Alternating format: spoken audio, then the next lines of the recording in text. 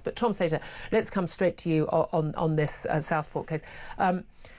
You know, as always, the Prime Minister talked, a lot of platitudes, a lot of hand-wringing, he did say more than he normally says in any of these completely bland statements. But fundamentally, he admitted that, he did know. He did know about these terror links. No, and that was something which is really not going to reassure those members of the public who felt that something was being withheld from them. We've known, as in terms of what has actually been reported, that these terror offences, these terror charges had been lodged back in October, many months after the attacks themselves.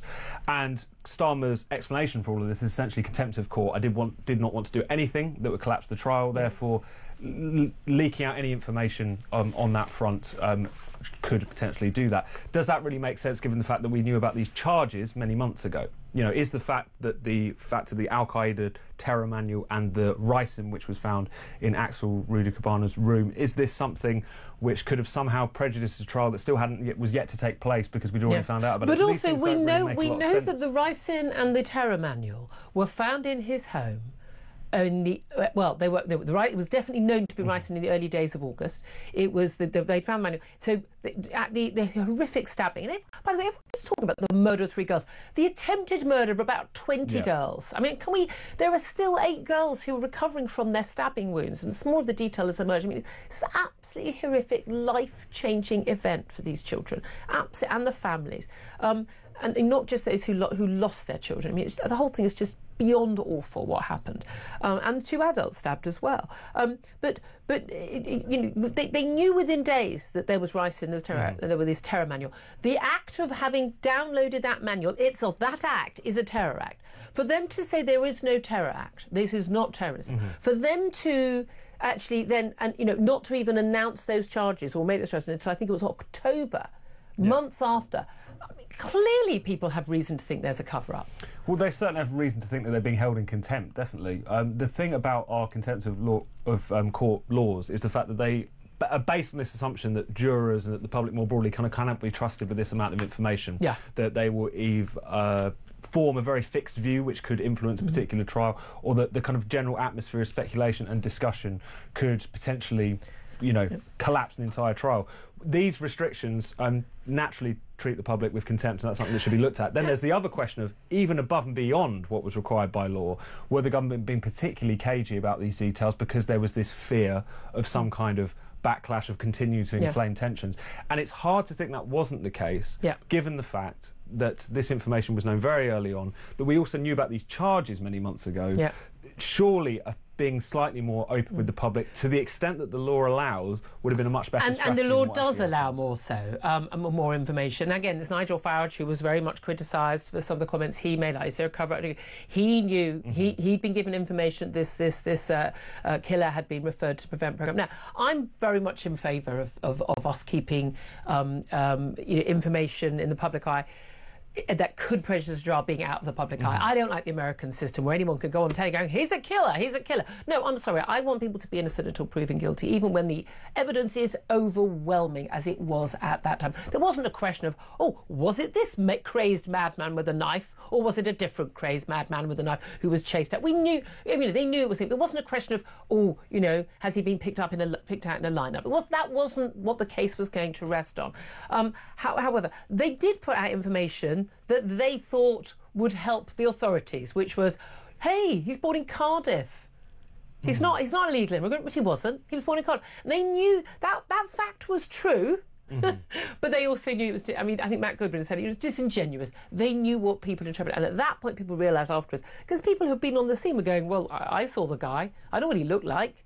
I don't think that is a fair representation of what they try to put out. And we all know what they were trying to do there. I mean, in terms of the Prime Minister saying, there's a lot of platitudes, like every parent in Britain will have had the same thought. It could have been anywhere. It could have been our children. Like, yeah, absolutely. But he said, we must make sure that there's a fundamental change in how Britain protects its citizens and its children. In pursuit of that, we must, of course, ask and answer difficult questions, he says. Questions that should be far-reaching, Unburdened by cultural and institutional sensitivities and driven only by the pursuit of justice, this is what we owe the families. I will not let any institution of the state deflect from the failures that had happened. Failure which in this case frankly leaps off the page. He was referred to a PREVENT programme, 3 separate occasions. On each of these occasions a judgment was made. He did not meet the threshold, etc., etc. None of this. It's now time for questions. The first of those is whether this was a terrorist attack. The blunt truth here is that this case is a sign. Britain now faces a new threat. Terrorism has changed. Later on, he was asked by a reporter, do you think this was terrorism? He said, yeah, it was a case of terrorism. But when he says the time has come to ask and answer difficult questions, and we mustn't let any institution deflect, that's exactly, and unburdened by culture, of course, that's exactly what Labour has been doing all this time, and the Tories quite a lot as well, but particularly Labour. It's what they've been doing. Since the grooming gang story, it's what they've been doing for 20, 30 years. It's what they've been doing on every time a question is raised about people. And again, even the argument, this guy wasn't an immigrant. Oh, well, in that case, he was the child of immigrants. He was the child of immigrants from a country that had been war-torn in Rwanda. There's evidence that his father had been involved in that war. Now, for goodness sake, there is ample statistical evidence that the children of immigrants, particularly from war-torn countries where there has been violence, are more prone to violence. There's evidence of this. And yet anyone who raises that is racist, xenophobic and far right. When Keir Starmer says this is all going to change now, there are going to be open questions, open answers, and we're going to talk about it openly and not deflect, do you believe for a minute that he means it? No, I think a lot of this exercise in calling for a public inquiry, whilst will be met gladly by some people in terms of getting to the bottom of what happened, there clearly has been a broader state failure in terms of not picking up these PREVENT referrals and doing something about them. There's also a way in which you can kind of generalise the problem, deflect attention away from the way in which the government themselves handled it. And the details that we're eking out about this case is an important case in point. The reason that they seemingly, the police that is, revealed that Axel Rudakabana was born in Wales, that he was a British citizen, was obviously in response to all of the genuinely far-right, hard-right misinformation and completely untrue stuff, yeah, about him being a Muslim asylum seeker and so on. And yet you did think to yourself, this is proof of the issue that was being pointed out in the first place, that because there was this vacuum of information, because there was this caginess about talking about what had actually taken place here, partly informed, obviously, by the perpetrator's age, but also partly informed by contempt of court and so on, but generally speaking, it was clearly much more cagey than it had been. You created the environment in which they did lose control of the narrative, in which people were able to wildly speculate, in which you did get a situation where, again, misinformation merchants and people who genuinely did want to stir up trouble and direct anger towards mosques and so on, and leading to the horrendous violence that we saw, were able to operate. Yeah. So you think the lesson of that whole period was maybe we need to be more open with the public, maybe the way in which that we could previously control information, the flow of information, doesn't really work in the social media age. We need to adapt. They didn't listen to any of that, and they allowed the genuine bad actors online to take over as consequence. Yeah, I mean, my colleague Isabel Oakeshott, we're going to talk to Richard Tyson in a couple of moments. He and I, me, I wasn't away on holiday for a week of this. I apparently was responsible for people rioting in the streets when I was away on holiday, lying on a sunbed. I came up from a snorkel and discovered I was responsible for this. It's like, that was news to me. Again, I've never endorsed violence. I've always said, good God, I mean, every single time I'm absolutely staunch on this. You don't break the law, you battle to change the law, whether it's on COVID or anything else. I found that absolutely extraordinary. Let's play a little clip, though, of Keir Starmer, when he was asked about... no, apologies, we haven't got that clip ready. I do apologise. We will get to some clips a little bit later in the show, I promise you. As much as you want to hear Keir Starmer clips. I mean, really, we do have a clip.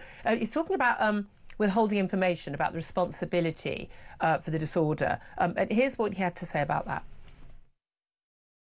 Responsibility for the disorder and the violence lies with those that perpetrated it. And we need to be really clear about that. But let me address the facts as you put them to me. There has been a failure here, and I don't intend to let any institution of the state deflect from their failures, and I acknowledge that readily here. Yes, I knew the details as they were emerging. That is the usual practice in a case such as this. But you know and I know that it would not have been right to disclose those details. The only losers, if the details had been disclosed, would be the victims and the families, because it ran the risk the trial would collapse.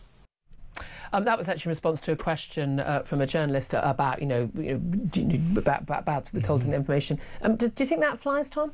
I don't think it does because, again, we saw more information be released just on a kind of slower speed, on a slower track. We did find out about his identity even before he turned 18, which was the original pretext for So the rules are the releasing rules, his ID. except when they change the rules. No, exactly. So it's quite clearly that there was a strategy and could have been with the best intentions, but it clearly completely blew up in their faces and ended up turning a horrendous situation even worse by allowing that information vacuum to sit there. And then, yes, absolutely, there were far-right perpetrators. Yes, there were people who were violent, who absolutely should be behind bars. I've got no issue with that whatsoever.